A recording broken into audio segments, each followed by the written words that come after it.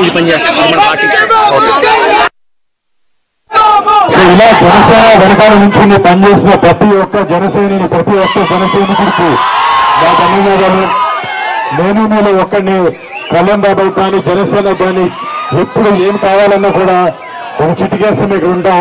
And definitely బాగా వెనకాల మేము ఎప్పుడూ ఉంటాం. మీరు చూశారు, అధికారంలో లేకపోయినా మన కౌలు రైతులకి కష్టాలు వస్తే ఏ అధికార పార్టీ రాలేదు, కానీ జనసేన ముందుండి పనిచేసింది. అలాగే మత్స్యకారులకి ఏదైనా ప్రాబ్లం వచ్చినప్పుడు కూడా ఫస్ట్ కళ్యాణ్ బాబాయ్ ఉంచున్నాడు. బాబాకి ఒక్కసారి మీరు అందరూ గెలిపించి అసెంబ్లీకి పంపిస్తే రేపు పొద్దున పిఠాపురాన్ని దేశం మొత్తం చూసే ప్రజలు చేస్తారు. దాని ఎటువంటి అసలు లేదు. అండ్ మీ అందరికీ రేపు పొద్దున చుట్టుపక్కల ప్రతి గ్రామంలో పిఠాపురం అంటే ఒక రేంజ్ లో ఉండేటట్టు చూస్తారు.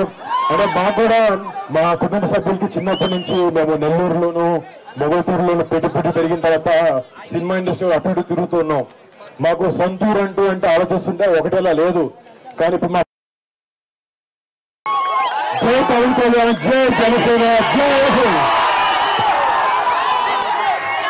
Thank you so much.